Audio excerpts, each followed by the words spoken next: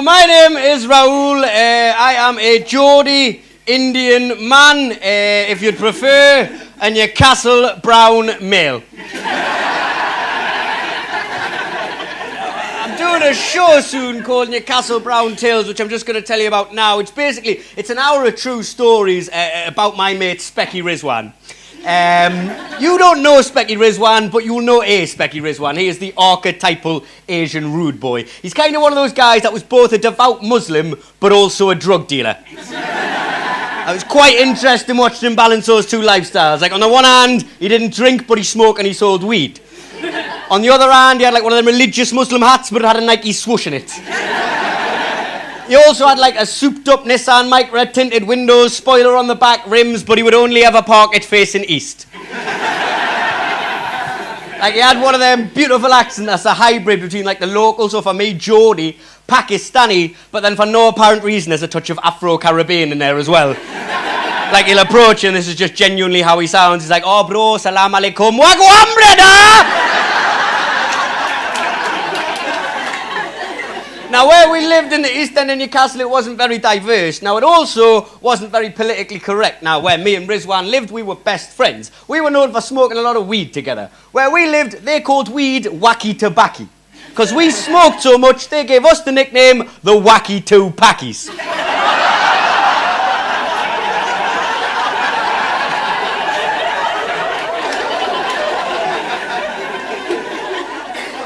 But he wasn't on character, was Rizwan, because he was a drug dealer, but he was also like a nerd. Do you know what I mean? Like, he sold a lot of weed, but he also was very into the game RuneScape on the PC. He was that type of blow.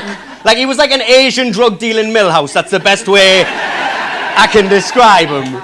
Now, Rizwan had this little brother called Bibi. His real name was Mabib, but we called him Bibi just because he had this twitch, where he couldn't help but doing everything he was saying in the third person. So if he was stood here, he'd be like, "A Bibi on stage." He was a bit like a fat Pakistani Borat. That's the best way to describe him. Like, if he was eating dinner, he'd be like, "A Bibi eating dinner."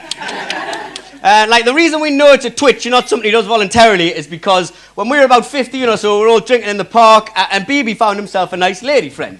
Him and his lady friend go off into the bush, and we just sort of hear them going at it in the bush. We just sort of hear the heavy breathing, the bush shaking, we hear all that kind of stuff, but then out of nowhere, 10 minutes into it, we just hear, "A Bibi in the bush!" So no, it's a twitch. Rizwan also had a twitch, but his was weirder. It was just like kind of, he couldn't help but overtly blink. He'd always be like this. So it made him really, like, a lot less intimidating when he was trying to collect debts. He'd go up to people and be like, "Oh, bro, you got that £20 you owe me, you bastard!" Didn't really scare you. And the thing about Rizwan and Bibi, the big difference between them was Bibi was very, very friendly, very nice, very trustworthy guy. Rizwan, you couldn't trust him with anything. He even lied about his own real name. We were about 13, sat at a bus stop, he was banging on about this girl he'd had sex with. Now, we all knew it was a lie. It was in one ear, out the other. But I don't know what came over me, I just snapped. I was sick of hearing it, and I turned to him and I went, "Rizwan! You're such a fucking liar! I bet you even lie about your own real name!" And he looked to the floor, burst out crying, and went, "My real name's Maboob!" But because Rizwan became Bibi, I didn't want to be known as Booby, so I changed it. That's the type of person Rizwan is. His brain isn't really wired like us. It works different to normal people's brains. Like, when I told him, "You need a box of tissues to go see 12 Years a Slave," he went, "Oh, you're a sick bastard sometimes, you know, bro." And hanging around with a drug dealer at a young age kind of got me in a lot of trouble. But the thing is, the dumbest drug-related shit I've done wasn't even with him. The dumbest drug-related shit I've ever done was on my own. So I can't really blame him for all the trouble I get into. Like, because the dumbest drug-related shit I've ever done is I accidentally joined a Romani gypsy drug smuggling ring on the border of Serbia and Bulgaria.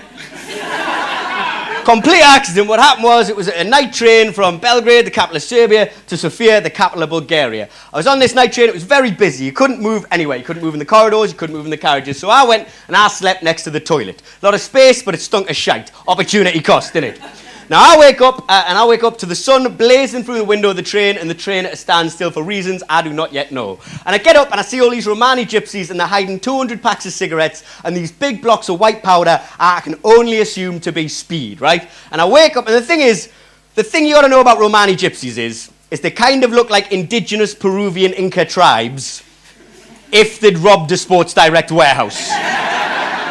You know, that's kind of how they look. They've sort of swapped the spears and the tribal tattoos for like sportswear that should have ended in 1997. We're talking like Kangol, Slazenger, and one of them was wearing a West Brom away top from the 93-94 season. I have no idea why. Now, if you go to Serbia or you go to Bulgaria, you will not see many brown faces. You will see tourists like me, and then you will see Romani gypsies. So I get up and all these Romani gypsies are very hurriedly and very panically hiding all this speed, hiding all these cigarettes. And in their panic, in their hurry, they must have just seen another brown face, and they turn to me and throw me a block of speed.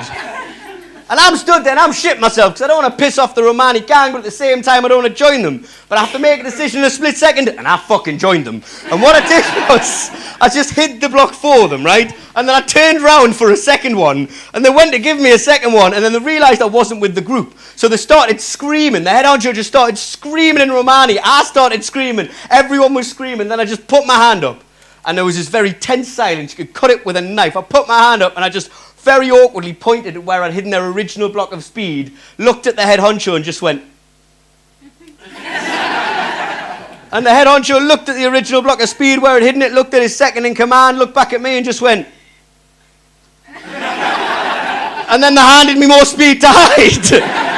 And then I realised why we'd stopped. Because we'd hit all this speed, and the reason we'd stopped is because we were at border control between Bulgaria and Serbia. And we're at border control, and all the border officers come on, they try and find all the contraband, and they find it in a minute. Straight away, they find all the cigarettes, all the speed, and they drag the entire gang of Romani gypsies off the train, me included at this point. And they line us all up outside the train, and you got 1, 2, 3, me, then the head honcho. At this point, I have no idea how I've made it into second in command. It's just fucking happened. And they're grilling the first three, and they're grilling them in Romani, Bulgarian, a language I don't quite understand. And then they come to grill me, and as soon as they grill me, I just go, sorry mate, English, I've got no idea what you're saying. And the customs officer shits himself. He has to see my passport. I show him my passport, and he shits himself. He goes, oh, sorry, back on the train now. He shits himself because he thinks he's accidentally racially profiled a British Asian tourist. He hasn't. At this point, I was second in command. I was fully committed to this group. And I go back on the train, and I was sort of committed to this group at the point. And I really should have realised it was a stupid idea, gone to the other end of the train, pretend it never happened. But at this point, I really did feel committed. So I was just sort of stood in the window, kind of watching it unfold, like, come on, Team Romanis! Captain, my captain! They start grilling the captain. And the head honcho just very calmly has a word with them, calms them all down, pulls out 200 euros out of his back pocket, gives it to the customs officer, and the customs officer gives them all their contraband back and lets them all back on the train. And as they come on the train, I'm stood there with a big goofy grin, just high-fiving each of them as they come on. Except the last one. I went to high-five him, but then I realised he wasn't part of our gang. He was actually the customs officer that was grilling us, right? So I went to high-five, and instead of high-fiving him, I shit myself and just started pretending I was dancing Bhangra to no music. But then the most awkward thing about it was he still felt guilty about what he thought was racially profiling me, so he just joined in. There we were, just me and the customs officer. Everyone on the train started looking out as if like there wasn't Wi-Fi on this train, but there was a Punjabi silent disco. Ladies and gentlemen, I've been Raul. Thank you very much for your day.